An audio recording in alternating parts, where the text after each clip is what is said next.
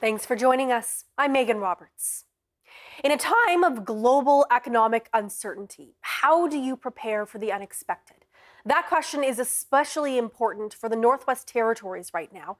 It faces the same pressures as other Canadian provinces and territories, and it's been hit with several back-to-back environmental disasters in recent years. In this setting, the government of the Northwest Territories released its proposed 2025-26 budget. Natalie Pressman tells us what's in it. Stability for today and tomorrow. That's how the NWT's finance minister is characterizing this year's proposed operating budget. The $2.5 billion spending plan is all about preparing for challenges that can't be predicted. For years, the territory has been hit by extreme weather events, flood, wildfire, low water levels. Whatever the next one, NWT Finance Minister Caroline Wozniak says today's proposed budget is about being ready. Assuming that there will be something unpredictable happening is probably the most stable prediction that I can make. To be prepared, the territory is working to reduce its short-term debt. The goal is to pay down $150 million by the end of the Assembly in 2028. And between this year's budget and last year's, it's freed up about 2/3 of what it needs, $106 million. We want residents to know that we're going to keep things stable. And we also, at the same time, have a mandate that we need to deliver upon with priorities that reflect future hopes and future dreams of the territory, and we need to complete them. Item number 2, budget address. Minister of Finance. In general, the spending plan sings a familiar tune. It's not unlike other budgets. Here's the big picture. For the third year in a row, the NWT's GDP is shrinking. That's related to declining diamond, oil, and gas production. But the minister says steady employment in the public sector will keep the economy from collapse, along with investment in smaller mining and exploration projects and hopes of diversifying through film and tourism sectors. There's also been some growth in revenue in trapping and fishing. That's thanks in part to the fish plant that opened in Hay River this fall. So where's the money going this year? Once again, the bulk is going towards health and social services, about $704 million, which is nearly 1/3 of the entire budget. Housing, a stated priority for this assembly, will get $81 million. That pot of funding has been a sticking point for MLAs in past budget negotiations. MLAs will discuss the proposed budget in the legislature and put it to a vote in the coming weeks. Natalie Pressman, CBC News, Yellowknife. Concerns are growing over the future of a federal program that supported thousands of Nunavut children. Funding is currently set to expire at the end of March. Though nothing has been officially confirmed, Nunavut's MP is pushing for the program to continue. The CBC's Emma Tranter has that story. The Inuit Child First initiative is well known to people in Nunavut. The program provides social, health, and educational support to all Inuit children in Canada. Nunavut hamlets have also used it to start things like grocery voucher programs. Lori Idlout, the territory's MP, wrote a letter to all of Nunavut's mayors and its premier, expressing concerns for the future of the program if it's cut. It will be so detrimental to the well-being of Nunavut, of which so many already struggle, who are forced to already live in poverty. A spokesperson for Indigenous Services Minister Patty Haidu told CBC it's working with Inuit partners on a long-term approach to the initiative and is committed to making it happen. They also blamed opposition parties for blocking funding by promising to bring down the government when it returns. When asked by CBC on his visit to Iqaluit this week, Indigenous Crown Relations Minister Gary Anandasangri said he can't say either way what will happen. We are deeply committed to this program. As you know, the fiscal, there are some limitations because the Parliament's currently not sitting, so this needs to go through a budgetary process. Anandasangri says it will be addressed when Parliament returns. Parliament is expected to resume on March 24th. Emma Tranter, CBC News, Yellowknife. Today, a judge sentenced a Yellowknife woman for prostituting a minor. Alicia Moran pleaded guilty to arranging for a 15-year-old girl to have sex with a man in Yellowknife in exchange for money. The CBC's Nadir Hashmi has the details. A warning, some details in this story might be disturbing. Justice Andrew Mahar sentenced Alicia Moran to 7 months in prison. Mahar said the offense was serious. Last August, Moran told the court she was desperate for money to buy crack cocaine. Moran said she arranged for a man to have sex with the victim. She received $100 as a finder's fee. She believed the victim was 18 but didn't look into it. The mandatory minimum sentence attached to this offense is 2 years in prison. That's the sentence the prosecutor argued for. But Moran's defense launched a constitutional challenge of that mandatory minimum, saying it amounted to cruel and unusual punishment when Moran's background and circumstances were taken into account. A lawyer said 2 years in jail in Moran's case is grossly disproportionate. Mahar agreed that the mandatory minimum was disproportionate in this case. He said Moran's actions were not predatory but opportunistic. The judge also said he also considered Moran's guilty plea and testimony against the co-accused, the man who paid to have sex with the minor. Mahar said he also took into account that Moran is widowed with children and has serious addiction problems. But he noted even after pleading guilty to this offense, she is still struggling with her addiction. Mahar said in this case, jail time is necessary. In a written victim impact statement, the girl said she attempted to commit suicide several times. She said in the end, she lost her precious teenage years struggling with this incident. The victim's mother was also present in court. She broke down after the verdict. Nadir Hashmi, CBC News, Yellowknife. A high-profile former Northwest Territories MLA has been charged with refusing to provide a breath sample to police. According to documents, Steve Norn was pulled over in Yellowknife on November 28th. RCMP asked him to provide a breath sample. According to the court documents, Norn refused, which is a criminal offense. The case was briefly in court in Yellowknife yesterday. It's been adjourned to February 25th. Norn said he wouldn't comment because the case is before the courts. His first term as an MLA was cut short 3 years ago. He resigned moments before MLAs voted to expel him. The vote came after Norn was convicted of violating COVID-19 isolation rules after traveling outside the Northwest Territories. The community of Hay River, NWT, is feeling on edge after a string of recent crimes. It's left residents and businesses feeling increasingly unsafe in their community. The most recent incident was an attempted arson. Carla Ulrich has the details. Early on February 5th, an attempted arson was made on a home on Stewart Drive. Hay River RCMP say they are investigating the incident and believe it is linked to the local drug trade. 2 suspects were seen fleeing on foot and a resident managed to extinguish the fire. No injuries were reported and the investigation is ongoing and no arrests have been made. RCMP are asking residents to continue reporting crimes or suspicious activity. We certainly can't do it alone. The whole basis of policing is information must come from the general public. Public safety is everybody's responsibility. Reporting on what you see or what you're aware of, it's incumbent on anyone that lives in a community. Kimberly Ann Coleman is a lifelong Hay River resident. She recently joined the town's community watch group. The group was created last summer. Coleman says she has also dealt with property crimes. She says the watch group is doing what they can to find solutions, like a new initiative where residents use car alarms to alert each other to suspicious activity. If you see activity that's questionable, to hit your car alarm. When you hit your car alarm, the hopes are the neighbors will participate and begin hitting their car alarms.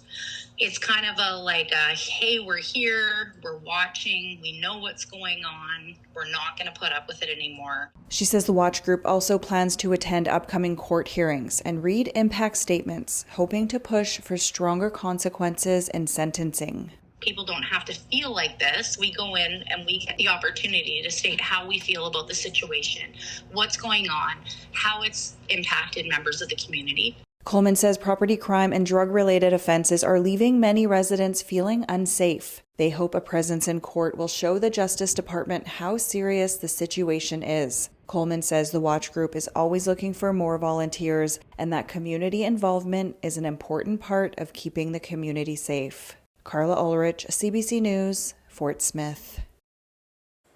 The Northwest Territories Integrity Commissioner has now rejected 3 complaints from the same individual using the name of a well-known broadcaster. Not only is it causing confusion, it's also raising concerns about how identities are verified when a complaint is submitted. The CBC's Avery Zingle reports. Daniel Richards filed 3 integrity complaints against House Speaker Shane Thompson and Minister Caroline Wozniak. Former CBC broadcaster Denise Nakeko said Richards deceptively used his name to add legitimacy to his complaints. Well, it was definitely puzzling and I think unnecessarily aggravating. Just like puzzling in the sense of like, Wednesday, Thursday, Friday, WTF, what's going on here? And, because I had, I do have a lot of complaints to the territorial government, but, I'm not the person to try to take the time to go to the integrity commissioner. Nakeko reclaimed his family name years ago. Denise meaning little man in Denisutlanay, and Nakeko meaning two fires in Denejatia. His family name was taken away through residential school, where French priests and nuns imposed their surnames on Indigenous children. Nakeko said even his name Denise reflects his difficult journey into this world. And because I was like a newborn, just came to this world and I had a complication and I was almost gone, but I came back. So my mom said I was, I already showed a determination to survive, a will to live. So just like a Dene. So they wanted to call me Denise, like I was already like a little man. He said this fraudulent use of his name poses problems for him in his small community. He believes still the individual who is using his name needs to be treated with compassion. For me, closure would be for, me to not have to do this anymore. Whoever this individual is, if they need help, I hope they get the assistance that they need when they, be able to walk proudly towards that. But I would just probably like to disassociate myself with any of those ideas or initiatives that are out there that might be attached to my name. Integrity Commissioner David Philip Jones said that complainants must use a real name. They cannot use a name for a fraudulent purpose. Richards did not respond to multiple requests for comment from the CBC. Dax Durazio, a political scientist at the University of Guelph, said integrity commissioners in Canada are intended to keep public officials accountable, but that this process is open to abuse without the proper verification protocols. Simply dismissing a single frivolous complaint can cost thousands of dollars, and deeper investigations can reach into the tens of thousands. This case is the first, he says, that he's heard where the complainant's identity is in question. I think it makes sense for integrity commissioners to be able to have at least some sort of cursory confirmation that a person is indeed who they say they are. It seems not legitimate that somebody would be able to make a complaint, either anonymous or not anonymous, where they're masquerading as someone else. Durazio said commissions need tools such as fines to deter these abuses of the system. He said the fines must be balanced to avoid putting a chill on members of the public who wish to place serious complaints against public officials. Avery Zingle, CBC News, Yellowknife. Forced and coerced sterilization of Indigenous people is still happening. The Survivors Circle for Reproductive Justice has supports available for Indigenous survivors. Join the National Registry and access up to $70,000 in healing support funds for individuals, families, and communities. The deadline to apply is March 31st. If you or someone you know has experienced forced and coerced sterilization, please call 1-877-386-0750 or visit reproductivejusticesurvivors.ca for more information. The Kanuipita National Inuit Health Survey team is going to every community in Nunavut, speaking to Inuit about their health and wellness. And every answer will help us as Inuit determine our own priorities for a healthier future. Together, we will answer the question, Kanuipita, how are we? Find out when we're coming to your community. Learn more at qnihs.ca. This is CBC North on your smart TV because CBC News is now streaming local. Local news and weather on your connected TV or favorite device. CBC News North, streaming now. It makes sense that they get a larger share, or does it? Welcome to the Greenbelt. All of this, just single detached homes? Yes. What do we know? I think we can explain. About that with Andrew Chang.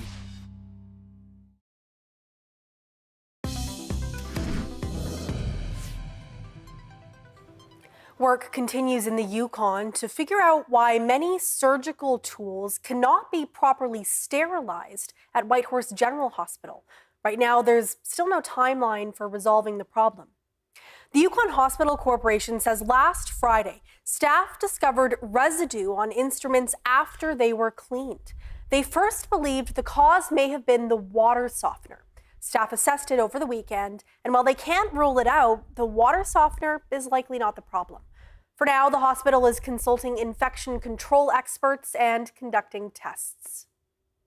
And so our due diligence right now, prioritizing patient safety, is ensuring that we are doing a thorough and complex review of the entirety of the system so that we can definitively pinpoint what the issue is, so that we can reliably resolve it in a way that we can ensure that we're maintaining the highest standards of patient safety. Scheduled surgeries were canceled on Monday and Tuesday. Staff managed to sterilize scopes on Wednesday. That allowed some operations to resume. There's concern across the city of Iqaluit due to a proposed property tax increase. City Council recently passed first and second readings for the increase. As Mahnur Mubarak tells us, businesses in the city are now feeling more pressure in a time of economic insecurity. The value of property has increased in Iqaluit by around 26%. That's according to the 2024 property assessments conducted by the government of Nunavut. The previous assessments were done in 2014.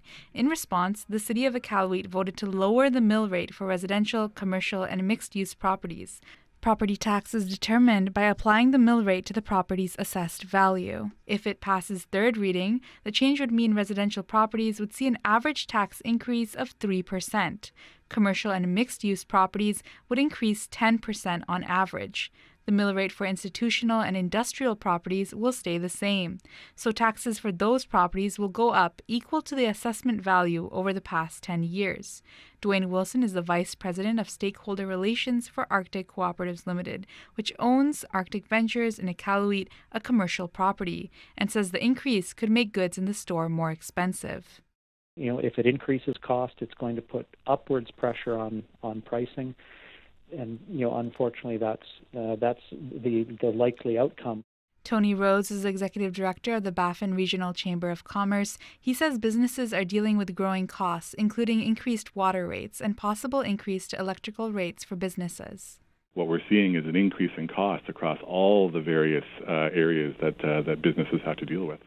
Jason Oldham, General Manager of the Nunavut Brewing Company, feels those pressures too. His property is zoned industrial. He hasn't received his assessment yet and is uncertain how much extra tax he might pay this year.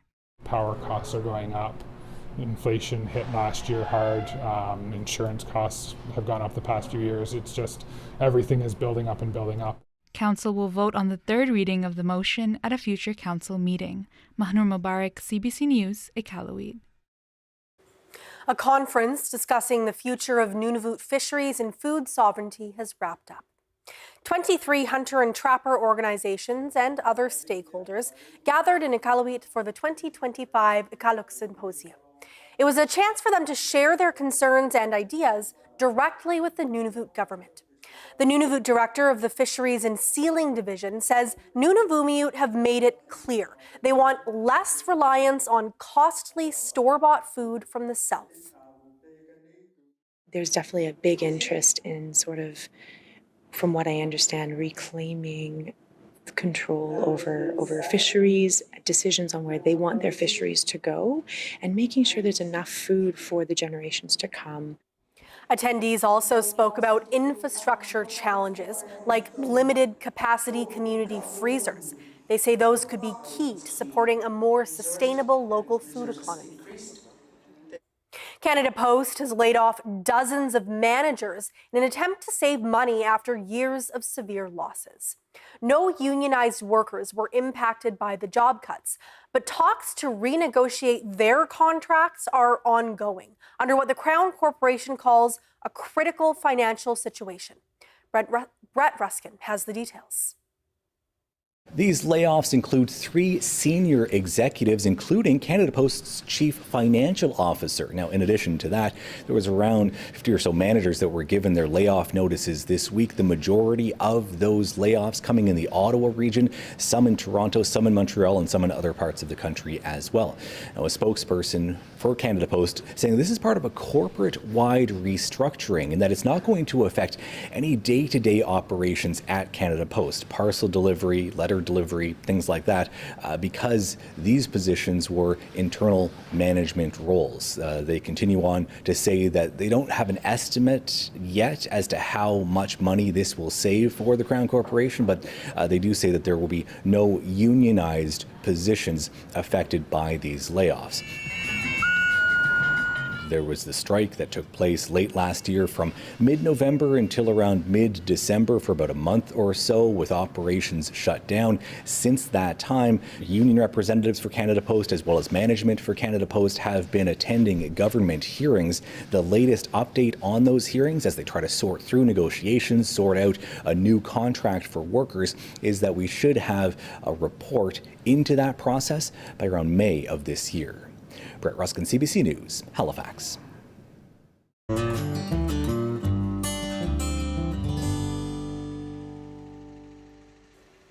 Kwantlen Polytechnic University's Surrey, BC campus is unveiling a device it hopes will make a mark when it comes to accessibility, especially for people who are visually impaired.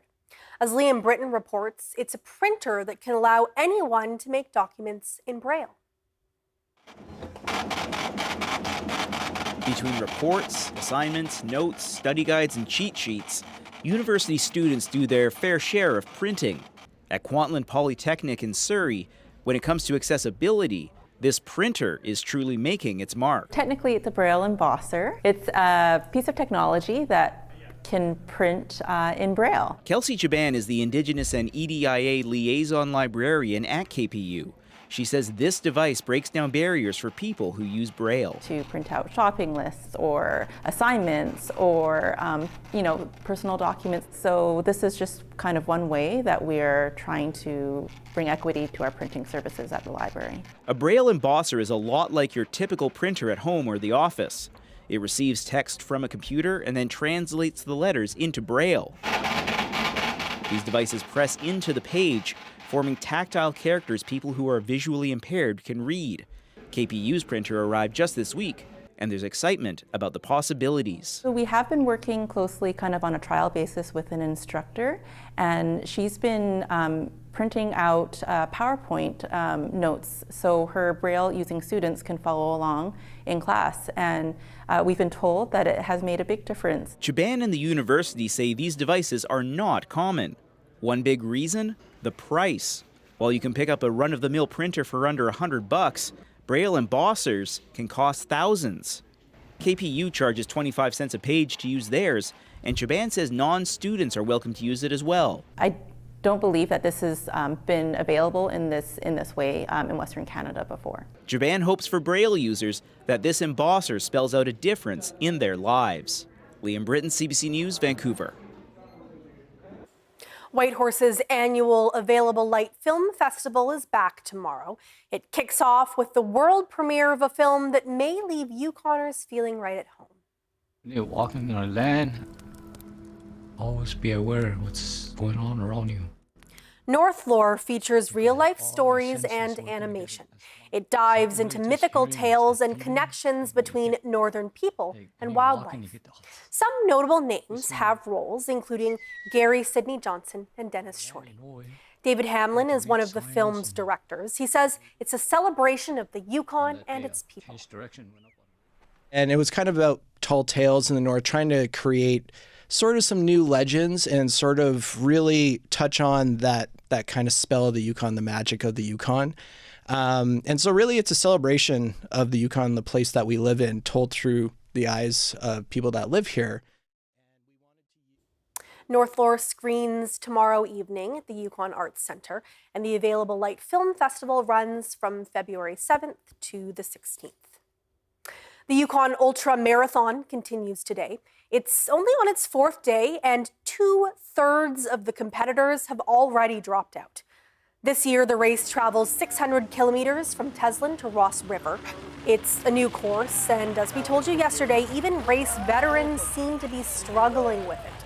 The trail has steep sections with temperatures hovering around -40 and unusually humid weather on top of that. Several athletes have been airlifted with frostbite.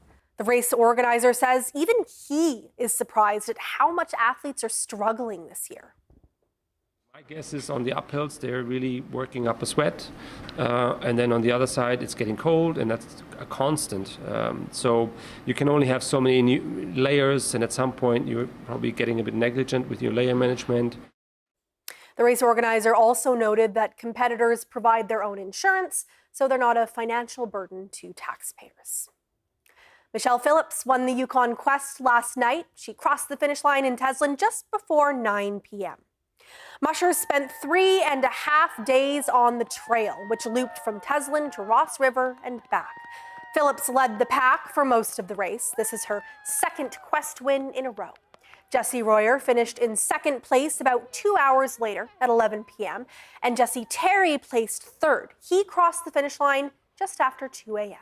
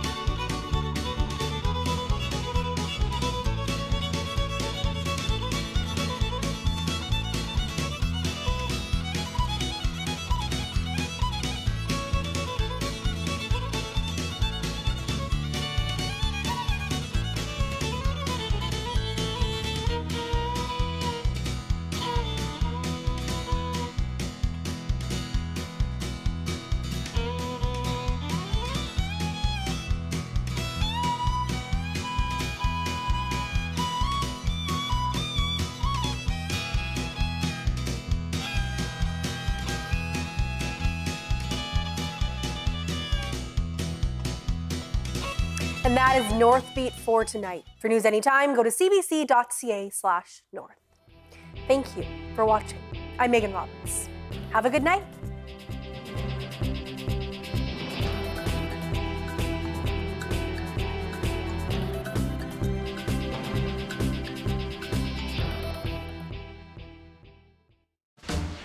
The question is, I'm just going to ask. I want to ask you, but why is this such a big deal? What does the science say? what was their reaction? What are we talking about here? Who told you? So, to be clear, What would you say to them? what is the actual story there? Big question is, what's going to happen tomorrow? Let's talk about some serious topics now. What should you do? What happened? What are you going through? Tell us about that moment. What she means by that. How would they have known that? What we're hearing from people is I think we can explain.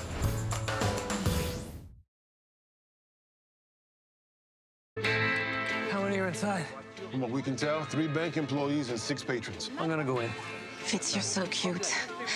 You know, I did hostage negotiation training with a Parisian tactical unit, and I'm actually really good. Okay. We go together. She's got FOMO. We're coming in!